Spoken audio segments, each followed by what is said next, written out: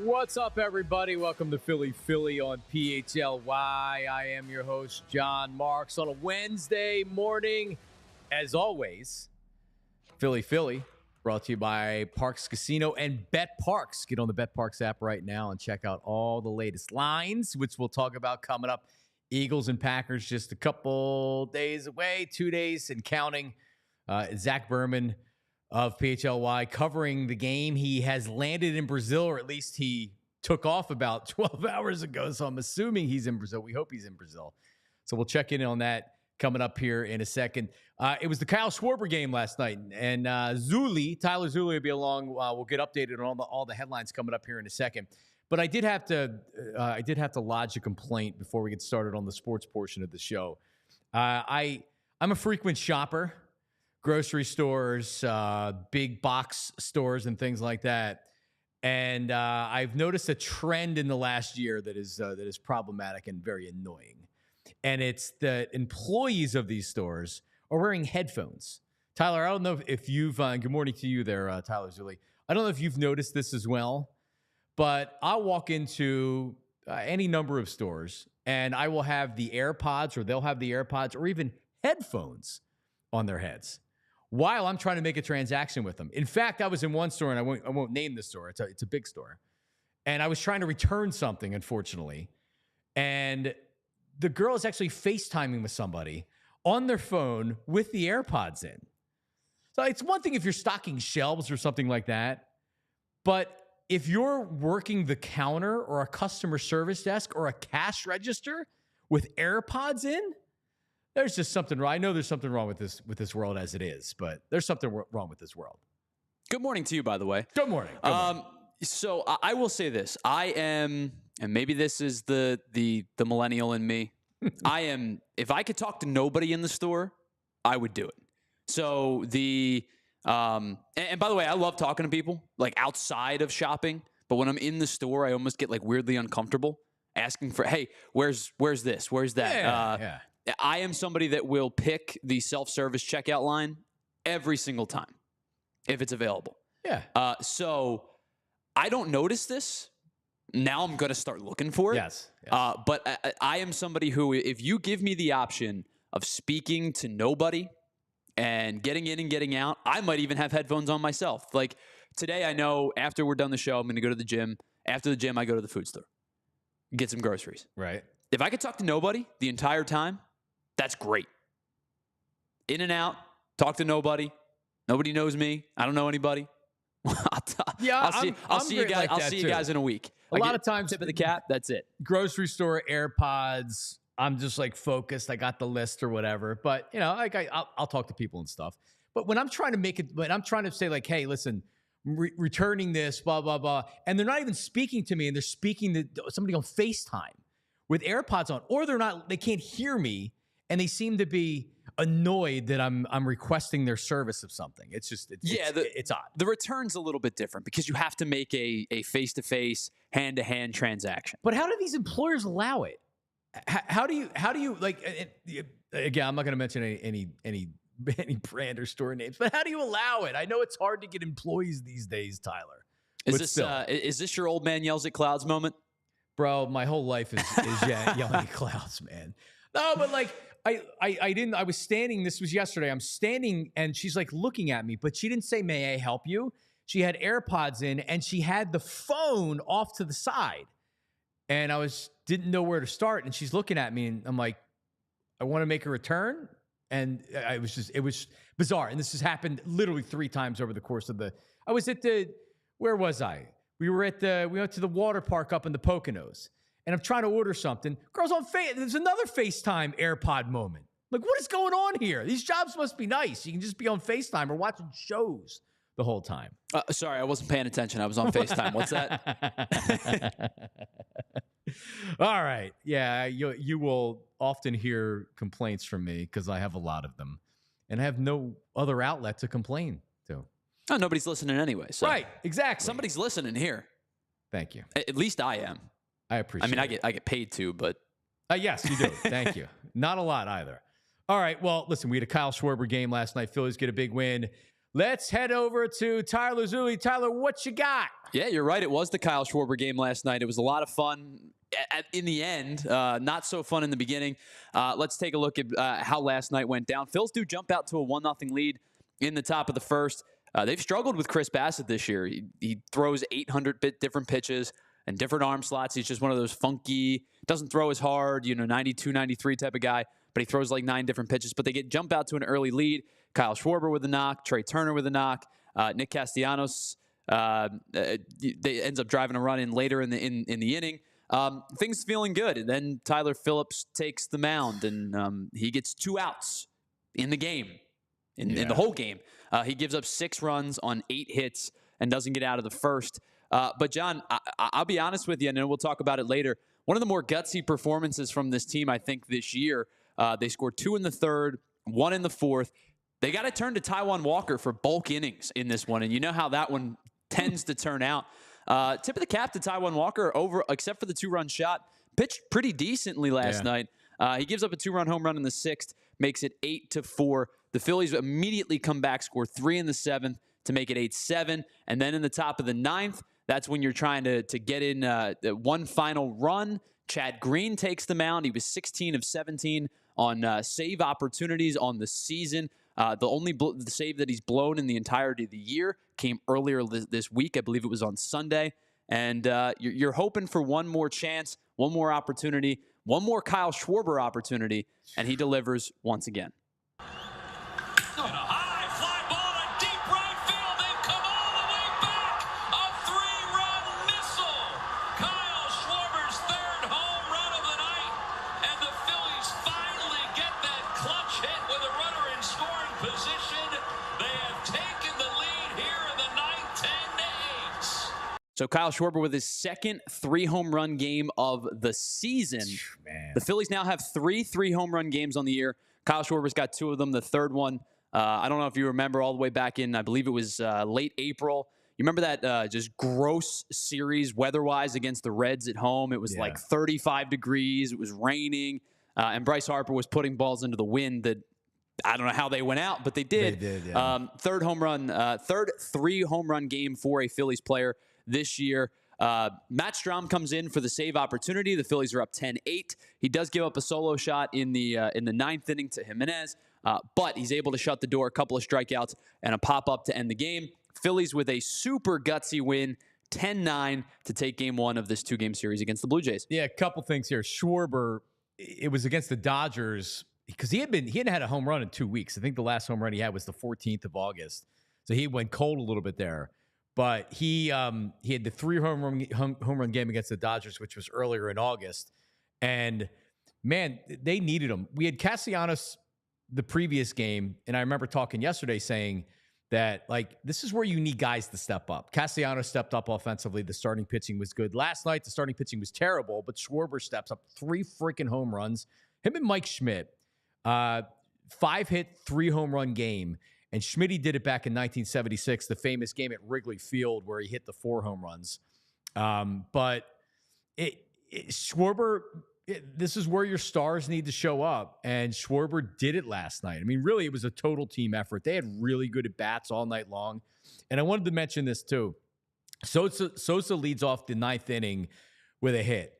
Cody Clemens, who had to come in for Castellanos, he got hit by a pitch, had to leave the game. He gets a double. Without Sosa and Clemens leading off the inning, getting those hits, Schwarber doesn't get an opportunity to take the lead like that with a 3-run homer. And there were 2 really good at-bats by Clemens and Sosa. And then Schwarber's at-bat. He's down 1-2 in the count. Yep. And there's a base open. So the last thing you can do there, and actually the Blue Jays television booth, they said it. The analyst said, worst case is to walk him here.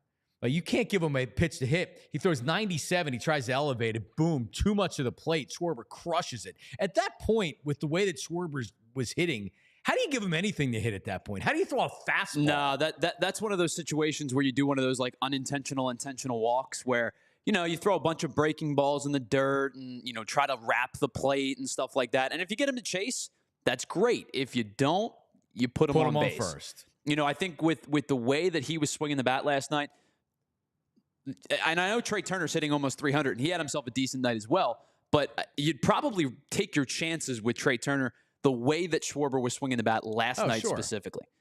Yeah, for sure. By the way, you brought up Cody Clemens. What he did last night, super difficult to do. Comes in cold off the bench late in the game. His first at-bat was 10 pitches. His second at-bat was massive because of it, like you said, it gets Kyle Schwarber to the plate. I got to tip my cap to Cody Clemens a little bit. That is not a difficult situation, or it is a difficult situation to come into. And to have two really good at-bats down the stretch, coming off the bench cold like that, really impressive. Yeah, so it's much more than Schwarber, and he should get the headline because, Jesus, he hit 3 home runs again. But total team effort, great at bats all night long. Now the bad stuff, which was Tyler Phillips couldn't make it out of the first inning. Now, like, all of a sudden, Taijuan Walker, maybe we do want him back as in the next start, right? Phillips isn't going to get another start. I no, because I think the next time through should get you close. It's not going to get you to Allard. He can't come back. It doesn't get you to September 10th. Yeah, right. So they're going to need, maybe it's a bullpen game. Listen, Taijuan Walker can, like you had said it, Taijuan Walker was fine last night. Give up a home run, but like you would take Taijuan Walker over that. What Tyler Phillips did last night. It's not often that your starter doesn't make it out of the first inning that you're going to win a game. And they chipped away, and were able to get it done. But you only got a couple more starts out of your fifth starter anyway for the rest of the season, and Allard can be back. But you don't normally win that game. So it makes me feel, and Tyler, I've been a guy that has been kind of down on the Phillies just because I haven't felt the confidence of the team. And I said last week, the hell with this, win 3 or 4 against the Braves, which they did, and then to win a game like this in Toronto, which it would have been very easy to say, all right, well, we lost this one, but whatever, we'll get them tomorrow and split the series. No, they came back and won the game.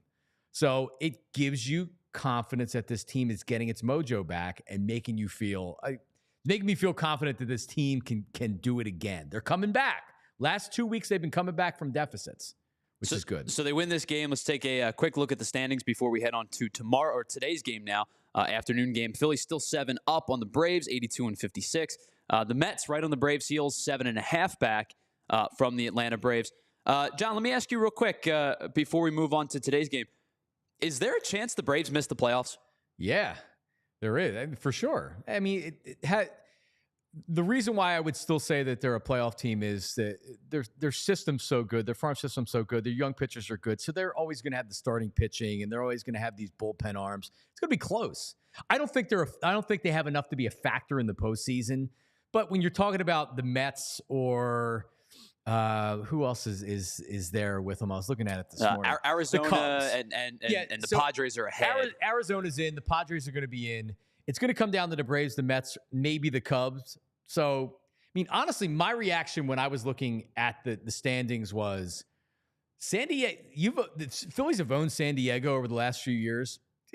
They've been playing really good well. Team right now. And Arizona is a very difficult matchup for the Phillies, and they're a good team. So these other wildcard teams that you might be facing in the first round, you don't necessarily match up great against the Diamondbacks. So, no, I think that's why getting a top 2 seed is so paramount for this team. I think staying out of a wild card series in general is important for any team. Like if you can, and I know people talk about the rest versus the rust factor, but I'm a big proponent of if you can get to a series where now you have to face the other team has to face your ace versus their 3 or 4, changes the complexity of the series. Yeah, we're not going to. You obviously want the bye. It hasn't worked out in recent years, but it doesn't mean that you're going to shoot to be a wild card team, right? So you do what you got to do. You get your rest, and you got to take it from there. But yeah, Phillies. it's a good last 2 weeks. It's good to kind of get them going in the right direction. All right, let's move to today's game. 3:07 start in Toronto. Phil's looking for a 2-game series sweep. They will send Christopher Sanchez to the mound. He's 9-9 with a sub-3.5 ERA. He'll be opposed by Bowden Francis, who's 8-3 and 3.6 ERA. If you're not locked into baseball every night, and I get it, if you're not, the Eagles are around the corner and college football has started. You may have missed how good Bowden Francis has been over the last 15 games he's appeared in. I have. Six starts in his last 7 games. A 5-1 record with a 1.58 ERA over 40 innings pitched. He's only given up 21 base runners in the last 40 innings, a .53 whip. He struck out more than 1 per inning pitched. He's been really good for the Toronto Blue Jays over the last 4 weeks or so. So you're telling me I should get to the Bet Parks app right now and bet the Blue Jays today, huh? Well, I mean, Sanchez is a different pitcher on the road. We know he's much better at home than he is on the road. Right. This guy's been really, really good. Could the Phillies win this game today? For sure. I think last night maybe saps your energy a little bit as the team that loses. Just giving you a heads up and everybody a heads up. This kid's been really good this year. Well, listen, they already won the first game. They go to Miami for a 4-gamer coming up on Thursday night. So listen, it'd be great to get a win today. They can get down to Miami, maybe get a bite to eat, go to the Cleveland or whatever, and be ready to go tomorrow. But all right, what else we got? All right, I know we were going to talk about this yesterday and we didn't get time to. Are you, John, ready for the potential of the New Jersey, Camden, Philadelphia 76ers? I am. So the state of New Jersey is in quote an aggressive push to have the Sixers relocate. Obviously, there's talks about the arena downtown. They're going to vacate the Wells Fargo Center at some point. The city of Camden and the state of New Jersey is in a pretty aggressive push to have the Sixers relocate instead of to the city location, to move to Camden. And the Sixers said, quote, that they're taking these all of these proposals very seriously. Now, I don't know if that means that it ends up being a Camden, Jersey, Philadelphia 76ers, but we know that their practice facility is already there. Phil Murphy, the governor of New Jersey, is kind of spearheading this drive. It makes a lot of sense for Jersey. You're going to get a lot of income-driven revenue from the Sixers moving, a professional team moving to an arena in your state. I'm curious your thoughts on this, because I know it's going to be great for people in South Jersey. It's going to be more difficult for people that live perhaps in the suburbs of Philadelphia. But curious your thoughts on a potential move to Camden. Yeah, it is smart by the state, and it's great for the 76ers for ownership, because now they have the state of New Jersey that's willing to build an arena for them, or it'll be privately financed. Josh Harris and company, they're going to pay for it, but you're talking about tax write-offs and things like that. You're kind of getting into the weeds with a lot of this stuff, but really there's a lot of incentive for the Sixers to do it. But ultimately, I think they'll end back up in Philly with a new arena, but this gives them ultimate leverage, because now it puts Philadelphia on the clock, and they better get their act together, because people can whine and bitch and complain. I'll stop paying attention. I won't be a Sixers fan or whatever. It doesn't matter to me if they're over the bridge or they're in South Philly. I would rather they stay in South Philly. They want a center city location. They want a downtown location, which I totally understand from an ownership standpoint. I won't go to games there. It's a logistical nightmare. I have young kids taking public transportation to a game. Like, I'd rather just be able to drive to South Philly. I don't really want to go to a game anyway.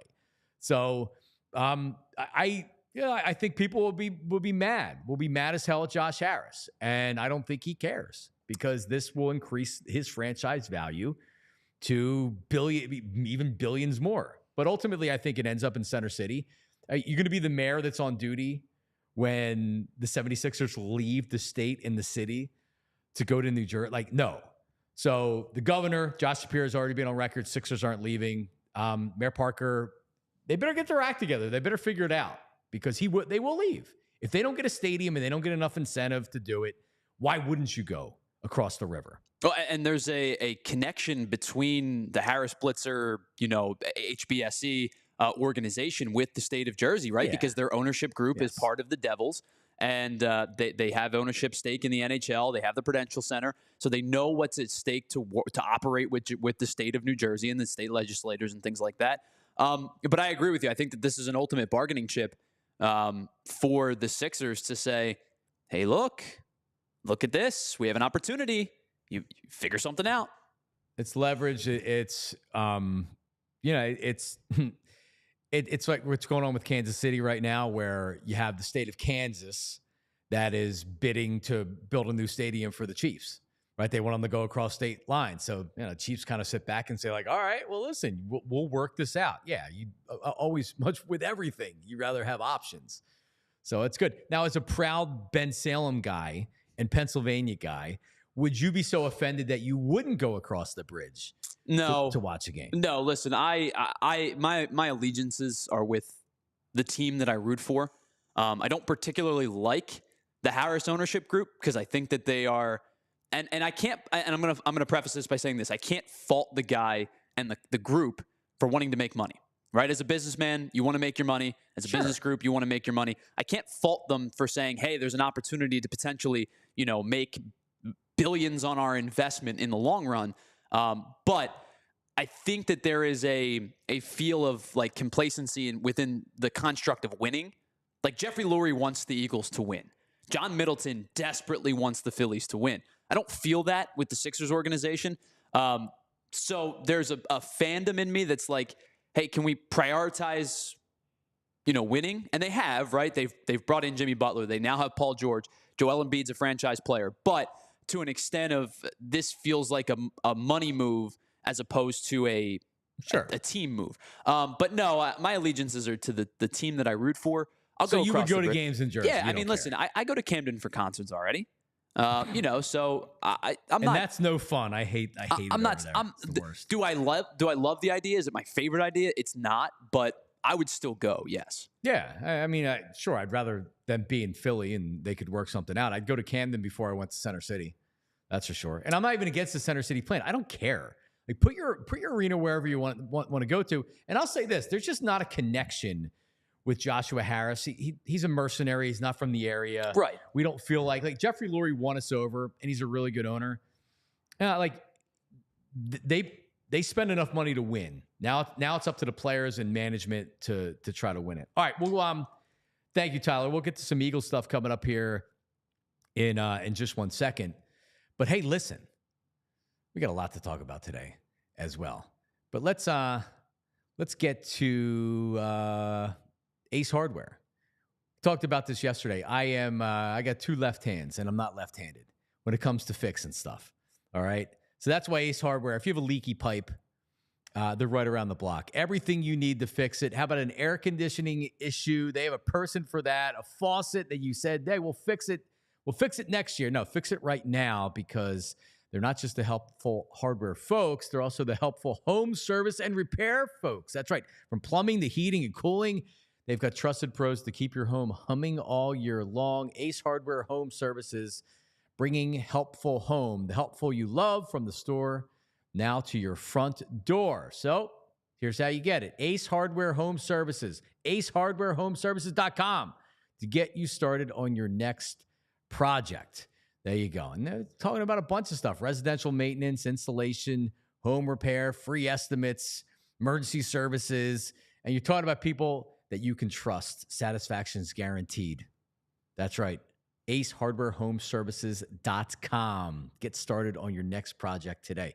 Hey, listen, TrueMark Pickleball Tournament coming up here in just a little bit. All right, you know what that means? And by the way, I was given information. Vince Pellegrini yesterday told me that Bo Wolf, our own Bo Wolf, is sneaky athletic. And he predicted, he heard us talking about it yesterday. I said that we would smoke anybody in pickleball of all the shows. And he said, don't sleep on Bo. That Bo's athletic. So I'm like, okay. All right. But still, listen, TrueMark, what they're doing, pretty cool. And it's the pickleball tournament. It's coming up here on Saturday the 7th. Upper Dublin Sports Center in Ambler, 1:30 to 5 p.m. TrueMark Financial Care Foundation's hosting a charity pickleball event to raise money for financial education in our local communities. So everybody that was out at the PHLY golf outing, you might remember seeing our friends from TrueMark. And again, this is to benefit their Foundation's charity. So it's round robin. This is, you can come out if you've never played before. It's not difficult. I think everybody can do it. Round robin, non-competitive event. There's a certified pickleball pro on site to overview the game for anybody who needs help. And there's paddles and balls. So you don't even need to go out and buy any of that, right? The cost is $50, but again, that benefits the charity. All players get a swag bag from TrueMark and all PHLY. Are those swag bags pretty good, by the way, Tyler? Good stuff in there, like T-shirts, hats. I sure hope so. I hope so too. I can't give you a definitive answer. I'm not gonna lie to you and be like, oh yeah, it's the greatest. I hope so. Because the radio stations that we've previously worked for, their swag bags normally aren't great. Yeah, not awesome. But we're PHLY, so we would do better. All right. Also, if your company wants to get involved, there's still a chance. Sponsorships, to have your logo on display at the event, and it's a variety of sponsorships. So starting at $200 all the way up to $1,000. And again, proceeds are going to charity. It's going to be music, cornhole, and other long games. So if you don't want to play pickleball, you don't have to. Come out. It's almost like a block party. There's food trucks, a bunch of other stuff as well. So come check it out. 50-50 raffles. You ever won a 50-50 raffle, Tyler Zulli? No? I haven't won anything remotely like. So actually, let me I will say this. I won one lottery thing one time where I put a bunch of random numbers into the Powerball and ended up one number short of winning $1 million. What? And I won $100. Yeah. So I played my numbers, and it was like bang, bang, bang, bang. And the last number was like 17, and I had 16 or something along those lines. I didn't have the Powerball to win the big jackpot. Oh, okay. But if you get all 5, you get $1 million. Wow. And I had 4 of 5. And you got 100 instead? I got $100. That's a pretty big disparity between. And that's the thing. Like I was a college kid. I just went because it was one of those times where I went because the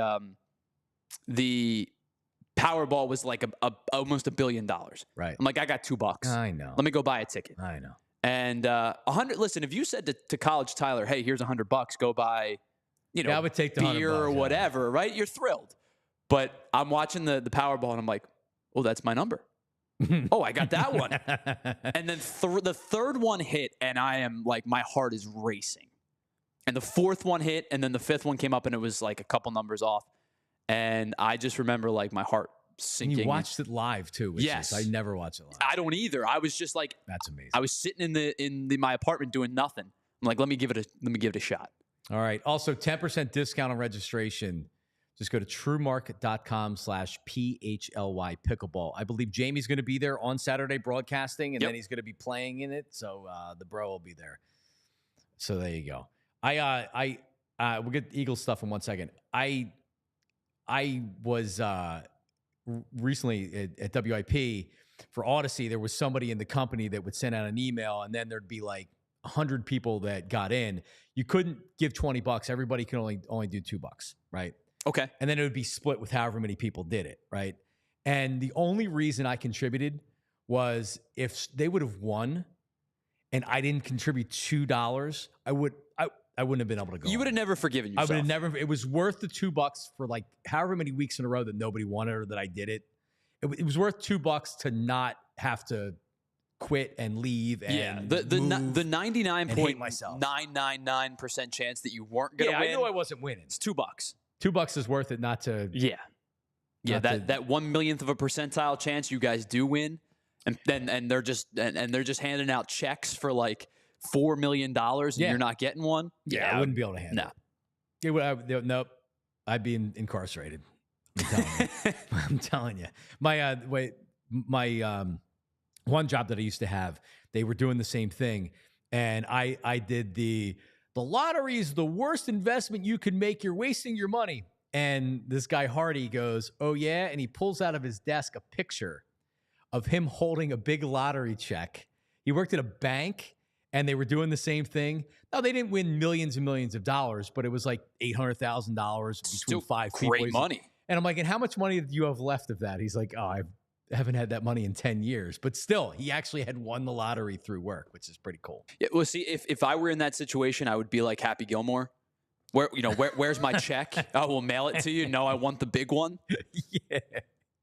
Publishers Clearinghouse. You need the check. All right. Well, so the Eagles are not in Brazil yet. They were scheduled to leave at 10 a.m. this morning. I know a lot of the media is already there or arriving. We said our own Zach Berman probably is boots on the ground. So check his Instagram feed because we know Twitter doesn't work there, but you can still do Instagram and things like that. But so they're going to land local time. It's weird. It's a long flight, but they're only an hour behind as far as the clocks. It's like a 10-hour flight, 10-hour direct flight, depending on where you're going from. So the time difference won't be that big of a deal. But so they'll land it like, again, I think they're going to be back at their hotel. They're scheduled like 10 p.m. So they'll probably just eat and then go to bed or whatever. And then they'll start their day tomorrow. And then the game's coming up on Friday. So this is going to happen pretty quick. The game's Friday. It's already Wednesday. So we already had a short week. So you don't realize that it's like, oh, in 2 days, it's going to be a game day. Got Thursday Night Football that starts tomorrow. But the Eagles now, Tyler, are just 2.5-point favorites on the BetParx app. I was looking this morning, which, you know, I'm a guy that likes to look at lines and likes to see where money, the public, if it's pulling a bet a certain way, if it's moving the line. And it seems like some money's moving the line at least a little bit. It went down 0.5 point. I would anticipate maybe coming down to 2 before kickoff. Still feel good about the Eagles in the game, but it's interesting that the line has moved. Now, I was also looking on the BetParx app, and we have a graphic for this. So I'm like, all right, well, where do we stand? This is kind of like the last time that I'm looking at this. Because I felt like that, and if we could start with the actual NFC East, I felt like that the Eagles were the definitive pick in the NFC East. And it's close with the Cowboys, right? So on the BetParx app right now, the Eagles are minus 134 to win the NFC East. Cowboys plus 175, Washington plus 900, and the Giants plus 1,700. So Eagles are clear favorites, but it's also not like a slam dunk. They're big time favorites here. And the Cowboys, and I think the Cowboys are going to be very good. So if you know how it works, to win $100, if you were to bet the Eagles, to win $100, you'd have to put up $134 to win 100. And with the Cowboys, not that you would, but if you pick the Cowboys to win, you would bet 100 to win 175. And Washington's plus 900. So a $100 wager would be $900 if they won the division. How are people feeling? Tyler, how are you feeling about the division to start? And then we'll look at the conference and the Super Bowl right there. But I mean, we know that there can't be back-to-back winners in the NFC East. Yeah, it's now a prerequisite. It doesn't matter. So going by that logic, you expect the Eagles to win, but I think it's a tight division, and I think the Eagles ultimately win the division. So I think the Eagles are a pretty good bet at minus 134. Yeah, I do too. I think that it's a two-team race, in my opinion. Washington has some young skill players, but I think that they're just their receiving core is lacking past Terry McLaurin. You move on from Jahan Dotson. Bunch of young guys, bunch of unproven guys. I think I'm a big Jaden Daniels fan. I think he's going to be very good in the NFL. Tough to come in as a rookie and take a team that's probably not ready to compete, a team that had the number 2 overall pick last year and, win a division. I think they're going to be one of those teams that you would rather play in weeks like 1 through 6 as opposed to 10 through 17. Right. But I think that they're the 3rd best team in the division. I believe New York is going to be garbage this year. I think they legitimately could have a claim to be the worst team in the NFL. I do truly believe that. I think this is a 2-team race. It's the Eagles and the Cowboys. The Cowboys' skill position players are very, very good. Dak Prescott's a good quarterback. I know there's a lot of crap for Dak Prescott in the city because, the untimely interceptions in the playoffs, and he's the Cowboys quarterback, and he's Dak Prescott. He's a good quarterback. The running back room is a question mark with Rico Dowdle and Zeke back in the fold, and now Dalvin Cook. CeeDee Lamb gets signed. He should be happy. Jake Ferguson's a good tight end too. They're a good football team. The Eagles are a good football team. I think this is going to be a good division race. But I do believe that the odds are correct in this particular instance. I think the Eagles are the best team in the division. And therefore I would take them to win the NFC East. I like Washington. I should know the over-under for Washington. I'm assuming, I think they're going over. I do. This is going to be a pretty good Washington team. I could see them with 9 wins. And I agree with you with the Giants. I don't know about the worst team in football. 6 wins, right? You would have to believe Daniel Jones can rebound and have the year that he had in 2022. I just don't see it.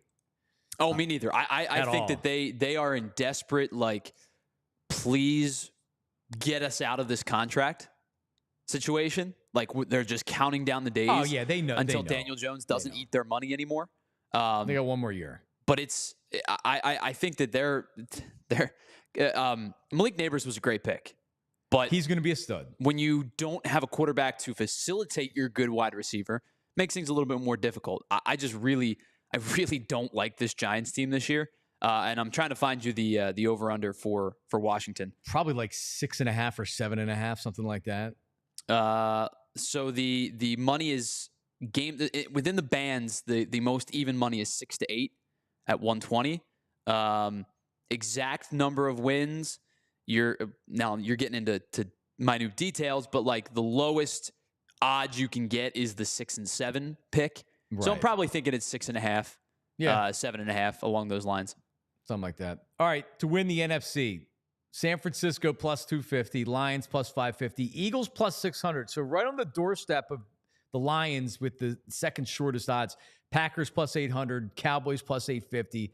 And then you have the Falcons, Rams, and the Bears and some other teams right there. But for the most part, kind of makes sense, right? Like San Francisco got everybody back now. Trent Williams is back. Ayuk's back. So that they're signed. They're sealed, delivered. I know the history of players reporting late isn't necessarily great. And that's CD Lamb as well.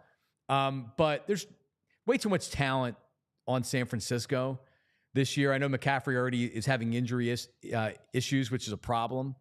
But there's a lot of talent. I expect them to be there in the NFC Championship game. And like a lot of Brock Purdy haters out there, and I get it. You don't want to like him because he was the Mr. Irrelevant, the last pick of the NFL draft. Dude's a stud.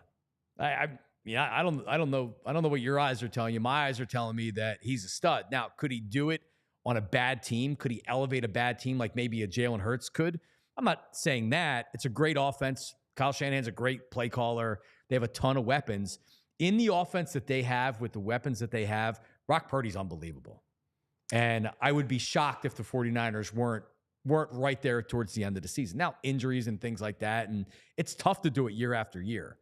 But I'm not surprised about the 49ers. We talked about the Lions yesterday with when Anthony came in here, and Lions are a very talented team. And then, like, Eagles and Packers, I don't disagree with how this lines up, Tyler. Packers are going to be a good team, and the Cowboys are going to win 10, 11, 12 games. Yeah. Period. Yeah, I think they're a double-digit win team for sure. Yeah. So, but now that doesn't mean they're winning a Super Bowl or winning an NFC Championship or getting to an NFC Championship game. Like, that's never what you talk about with the Cowboys. Regular season wins, Dak Prescott's a very good quarterback. Yeah, he's going to throw for 4,000 yards. Easy. He's going to throw for 4,000 yards. He'll probably throw upwards of 30-plus touchdowns. His over-under is like 4,800. That's insane. Probably going to get close. They think he's going to get close to 5,000. You know, and so, right. And that's why I think that, I get it. The playoff moniker about the Cowboys and Dak Prescott. And, the last time you saw Zeke in a Cowboys jersey, he was lining up under center on the final play of a game, and it was weird, and all of it. I get it. It's a good football team. I think that, you don't be blinded by your hatred for the team. They're a good team. They're going to be a tough out. I do think the Eagles are better, but it's slightly better. Yeah, it's close for sure. All right, to win the whole shebang, Chiefs plus 550, 49ers plus 600, Ravens plus 1,000, Lions plus 12. The Bengals and the Eagles, interesting, the Bengals-Eagles plus 1,400, Bills plus 1,600, along with the Texans. So they're the top ones right there. Man, I like Joe Burrow, but can he ever stay healthy? Right? Like, I don't know. Lions, God, the Lions win a Super Bowl. That'd be unbelievable. Baltimore Ravens, you had said yesterday if you were picking a team to win that wasn't the Eagles, it'd be the Ravens. Yeah. Ravens Chiefs start the season tomorrow night. Really good game tomorrow. In Arrowhead. That's a good game. Chiefs are only 3-point favorites in that game. So screaming a Raven line. Basically tells you it's a pick 'em at a neutral site. So, I mean, listen, I think that you guys talked about it yesterday. The Chiefs find a way to reload more quickly than most teams, right? And you bring in Xavier Worthy, guy's one of the fastest human beings I've ever seen. It looks like a video game. Really, just a successful career at Texas, was awesome there. Is now an NFL receiver, is probably going to be their 2 to start. I wouldn't be stunned if he's a 1 by the end of the season. You've got one of the great coaches of all time. It's still a good football team. It's still a really good football team who plays in a really bad division right now. So if the Chargers, I think, are going to kind of be heading towards rebuild mode, or maybe they feel like Harbaugh's the guy. I don't know. But I don't think that they're super competitive this year. The Raiders stink. The Broncos are starting to trend upward if they feel how they feel about Bo Nix. But I think that this is, I would imagine on the division lines that the Chiefs are the heaviest favorite of any to win their division.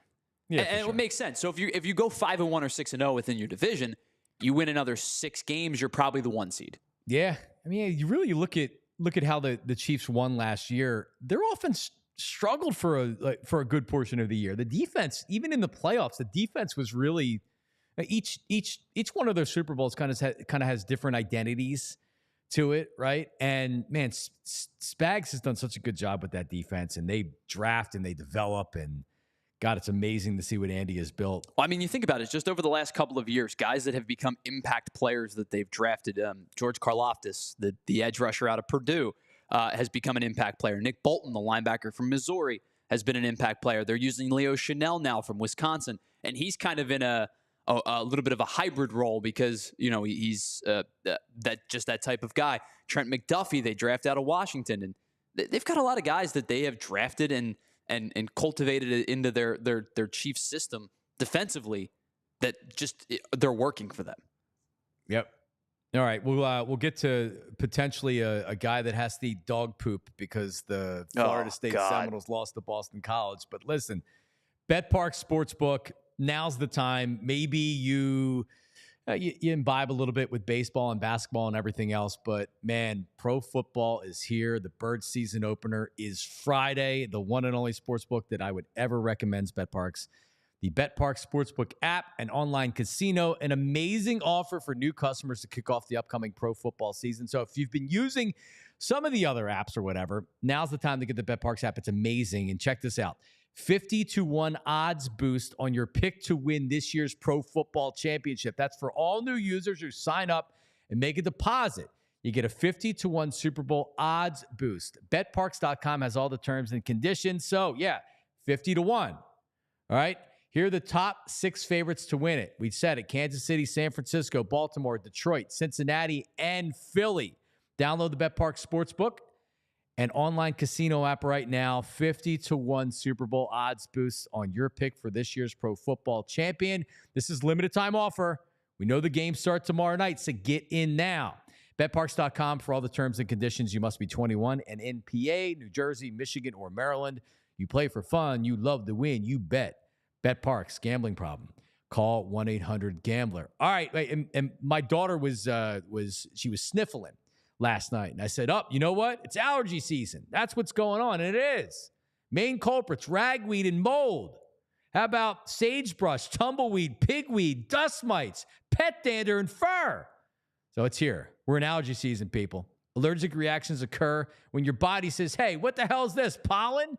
And then your immune system releases histamines to fight off the allergens. So listen, here's the deal. Sign up at Rite Aid. Go to Rite Aid. Their rewards, their emails, riteaid.com/rewards, and you'll receive pollen alerts for your area, right? And also, they have amazing things to help you. A nasal rinse to help flush out your nasal passages. When you have symptoms, that's when you go there. Some Claritin, some other over-the-counter medication, Zyrtec, which is what we use at home, right? And maybe you're still suffering. Well, that's okay. Rite Aid Pharmacist is right there, and they can guide you on what you can get, right? So you don't have to worry about allergy season. Just head to your local Rite Aid, talk to the pharmacist. They will help you out.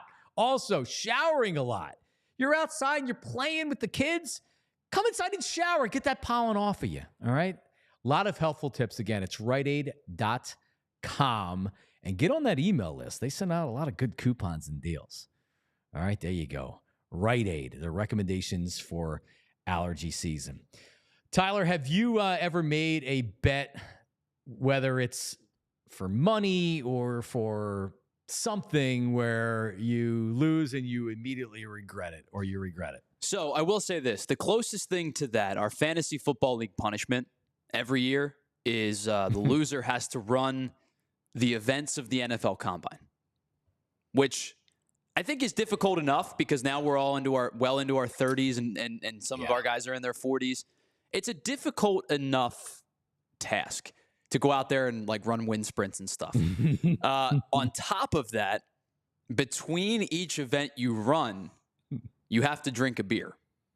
It is a miserable life experience for the person that runs it. We end up doing, I think, 12 events, and it's not fun.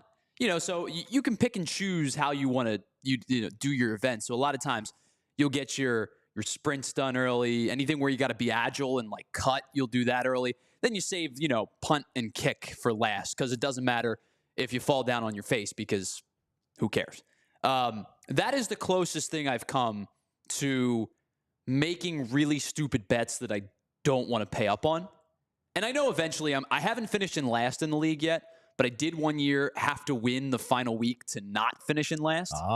And John, when I tell you I was sweating, like games that I would not care about, AFC games that mean nothing, right? Sweating. Because if I would have lost, I would have ended up having to do the combine. I mean, you know what? It serves its purpose because then you really... Because there's nothing worse than the guy that his team stinks, his draft was bad, it's week 7, and he's already not setting the lineup. Yeah, he's not checking anymore. Anybody that doesn't set the lineup in any league I'm in, if you don't set your lineup, and I get it, sometimes stuff happens and there's an injury or whatever, but if you're just checked out, I'm out. You're out of my league. Sorry. I agree. Minimum, you have to make sure your lineup's set. By week 13, are you not picking up guys off the waiver wire or whatever because it costs extra money? Like, fine, like whatever. But the incentive to where you're playing somebody that you want to lose and you're like, I need this or I'm going to have to be doing the 100-yard dash and chugging a beer and throwing up. So, it certainly puts a lot of emphasis on don't finish in last. And that's the thing is, so that's always been my goal. Listen, you're not going to have a great team every year. We've had the league now for 4 years. Last year I won. The year prior, like I said, I had to win week 17 or whatever it was. To not run the combine. Yeah. It happens, right? But it certainly provides you incentive to go, oh man, I need to check the waiver wire today because I can't. Right. I'm not doing shuttle and 3-cone drill. And the fun and it ends up being it's January, it's cold. It's not fun. Right. We do it at like a local park or something or a random football field. The one guy had to do it in snow the one year. It's a miserable experience. It's great for the rest of us because we just go and, shoot the breeze and drink beer at our leisure. Right. But the guy that has to do it is just a miserable experience. Yeah, the hell with that. We don't have any loser does anything in our league because we're probably too old to want to do it. But actually, this is good. If you're watching on YouTube, whether you're live on YouTube or you're watching at your convenience, put it in the comments. It's a good thing to put in the comments if you do something for your league as well. Because it's actually fun. And like you said, it's that. But so I famously, before we get to the story, I had said it wasn't even a bet. And I wasn't even saying the Eagles weren't going to win the Super Bowl. I had just said that if the Eagles win the Super Bowl with Nick Foles, and I'll get his face tattooed on my back with the Lombardi trophy. Yep. And unfortunately, I did it. At least you're a man of your word. I'll tell that to my wife. Well, who, every time I have my shirt off or we're at the pool, she sees it and she gets even more and more angry with me because it's not good. I'm not a tattoo. I was going to ask you: is it the tattoo or is it a tattoo? Is it like what's the issue? Is the getting a tattoo the issue, or is the Nick Foles tattoo the problem? I think getting Nick Foles and a Lombardi trophy on a third of my back and not including her in the process. Where I just kind of was like, yeah, I'm going to get it done. And then I came home with this huge tattoo on my back. The fact that I did it was probably an issue as well. And then I told Bryce Harper that I would get his face tattooed on my back if they won the World Series and they were in the World Series with up 2 games to 1. You would have had a portrait, just a myriad of portraits on your back. I'd be divorced. So anyway, that was probably my worst moment as far as doing that. But this idiot, and no one even knows who he is, but this idiot, and I get it. You're a tough guy on social media, and you're a big Seminoles fan, and they're not losing 2 weeks in a row, and they're facing Boston College or whatever. But his handle was @Knowles321. So he puts up a tweet, and this was like a week before the game, or at least a couple of days before the game, because I remember seeing it like leading up to the game. I remember someone wrote about it. Like somehow this gets up there. Do you have the? You know, I was going to, and then I didn't want to. A couple of swear words in there. So I'm going to eliminate he essentially it. said, I'll use the word poop. He essentially says that I will eat dog poop out of a red Solo cup if the Noles lose to Boston College. And what happened? Boston College, not only did they beat Florida State, I don't know if you watched the game. Pretty convincingly. They dominated them. The final score actually was not indicative of the game. They dominated them on the line of scrimmage. So Florida State looked feeble. They looked like a non-5 power conference. They fall to 0-2. Now, this dude has now disappeared. He deleted all of his social media accounts. No one, I've seen that. I know that there's been a number of, like, I think Barstool is doing a very thorough and deep investigation into finding out who this guy is. You would think this guy's wanted for RICO charges, the way that Barstool's going after them. Well, I mean, yeah, frankly, that's kind of like, like that's what they do. And it's interesting. But no one, to, at least before we came on the air, I looked to see if anybody found out who this guy was. I saw some speculation of maybe it's this guy and that one's his burner account. But he has not surfaced. So like, here's the thing, all right? And he deletes the accounts. Does this mean that we're never going to hear from him again unless he's exposed and he has to duck his head above water? Or is he waiting for the right time and then he's going to be on every podcast and every show and everything else? Because the guy's clearly not going to eat dog crap. No. Out of a red Solo cup. And nobody would expect him to. Like, I got a tattoo, all right? Like, no one should have expected me to get the tattoo I did. If I said I was going to eat dog poop, I would obviously never do it. Right. All right? Like, no one's doing that. All right? So, like, I don't know how this guy could have played it, but deleting your social media accounts and just vanishing is really, really weak. So I will say this. I think to your first question, I do think he's waiting for an opportunity to pounce. And the reason that I say that is because we now are in a society where the one girl who goes on the interview and does the Hawk Tua now has a podcast. Not only that, she's represented by UTA, which is one of the biggest like agencies, United Talent Agency. Okay. So my point is, she has a podcast. She's got representation. She's making money. Listen, man, I'm all for go get your money. Like if I said something silly and it blew up and I got my 15 minutes of fame extended, probably would own it, right? But so I think in that regard, I think he's probably waiting for a similar opportunity or something like that. But I will say this: I agree with you, because I think that the worst thing you could do is go like radio silent on this thing, because people are going to do what they're doing now, which is investigate, and Barstool's going to take it over, and all this kind of stuff is going to happen. I would have just said it was a stupid tweet. I tweeted it, I was saying it with my chest. I thought they were going to win this game. I'm clearly not doing that. Here's what you do. And you're going to get crap, but that's it. You come up with some compromise. You come on our show here on PHLY and you say, let's come up with a compromise. Remember Mad Dog Russo? What did he bet? And he lost. And he was supposed to run like around Times Square in a thong or something like that. And he totally wimped out and didn't do anything. And he honestly looked, it was pretty weak. You have to do something. Like I used to work with Harry Mays at The Fanatic. Harry Mays, the infamous 2007 year where the Phillies came back, it was 7-17 games left. Yeah. Harry said that if the Phillies come back and win, that he would run naked.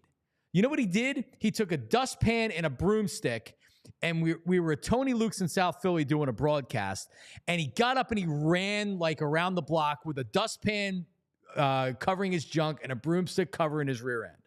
Because the station said you can't run naked. Sure. It's a lie. You can't do it, obviously. But you know what? He looked, like you do the best you can with it. And this guy vanished. So I don't know what the answer is. I don't know, you let a dog poop on you, or you let a dog lift a leg on you or whatever, but you got to do something. I think that this guy resurfaces and he tries to make a career out of it. Oh, I agree. I'm telling you right now, I think you're right. He's going to end up with trying to do some kind of media outlet, or he's going to Well, be. how long do you wait? Because the game was John, on. if I had that answer for you, I wouldn't be sitting here right now. I'd be making game was Monday big night, bucks right? Yes, game was Monday night. All right, so we're Wednesday, so it has a bunch of time hasn't elapsed. No, it's been 2 days now. All right, so something else for the comment section on YouTube. What's the worst or most regrettable bet that you've made, and did you pay off on it? I've made several money bets just with friends that I wish I didn't make. I didn't necessarily win. Actually, I was thinking about it earlier when we were talking about Washington, because the Commanders, because I actually think Washington is going to be pretty good this year. But I did this with the Eagles in the year 2000 with my buddy that's a Giants fan. And I had said the Eagles are winning the division this year. And I bet him, like at the time it was like $300 or whatever. And I didn't have a pot to piss in, $300. And he was like, yeah, I'll take that bet. So meanwhile, the Eagles make the playoffs and are good, but the Giants go to the Super Bowl and they win the division. Right. So I was right about my take that the Eagles were going to be good. I pushed it too far. And it ended up costing me in the end. Yeah, again, it's one of those things where, if you're willing to say it with your chest, you get a little bit gutsy with the pick that you make, right? I mean, I think that you were right? They make the playoffs. They end up losing to the Giants in the playoffs that year? They did. It was the Ron Dixon kickoff return. But, you were right to an extent, and I think you pushed it just push it a little bit too far. Is that the Seahorn interception game as well? Some of this stuff runs together. When you have 5 straight playoff appearances that just it seemed to increase in annoyance until you beat the Falcons. They all kind of do run together. The only thing I can definitively tell you is Rondé Barber is probably still going down the sideline on the pick six. And the fact that the following year you go down the field, you return the kick all the way that you did, you score 3 points, and you don't score again. Those two stand out to me. I was at Veterans Stadium that day. My vantage point was the end zone watching Rondé Barber run away. Actually, no, that's not true. Jared Vicious. I didn't see the Rondé Barber. I saw Jared Vicious running away from me. I had purchased a ticket off a scalper outside. It was a single ticket. I think it was section 304. I might have paid $500. I forget what it was. And so I go in and I go to the seat, and there's people sitting in the seats. Excuse me. And the guy's ignoring me. Like, excuse me, I'm sitting, guy's ignoring me. And I go over and get an usher, and I come back. So back then, they would FedEx you your playoff tickets. Okay. Because you didn't know if they were making the playoffs or whatever. So it's like, oh, yeah, playoffs today, FedEx them to you. So the guy said I never got the tickets. So they give you like this white piece of paper that's like a voucher for your tickets. So they sold them.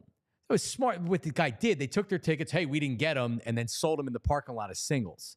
And then so the usher's like, I should throw you out of here, but you don't have a seat, so I'm not going to throw you out of here. So I had to walk around the concourse, the outside concourse at Veterans Stadium for that whole game. Just like peek into like the corners. It was so cold, man, that day. But that was my vantage point. I was standing in the end zone watching Joe Jaravicius run away from me. That freaking yeah. So that I guess it's actually a correct story for that day in that game. It's brutal, but anyway, what did I want to say here? All right, well, listen, everybody subscribe out there. You should be following us on social media at PHLY Sports. Like and subscribe on YouTube. Give us a comment up there. If everybody that's watching on Roku TV, what is up? Appreciate you tuning in. If you're listening on a podcast, so every day, Tyler, a little bit after 9 o'clock, he gets the show. He posts it up there. So wherever you find your podcasts, you can listen to us at 9 o'clock, pretty much 9 o'clock every day. All right. So that's the way to check us out. And again, social media, I'm Jon Marks Media at John, JONMARKS Media at Jon Marks Media. That's also my email on Gmail. Reach out with comments. My direct messages are open on Twitter. So DM me with your thoughts on the show. DM me with ideas. DM me with anything. Just DM me to say hello. But we will get off, and then Anthony comes up right after we're out. So Anthony Gargano Show is coming up next right here on PHLY, and we'll be back tomorrow morning at 8 o'clock. See ya. We all silly like the mayor.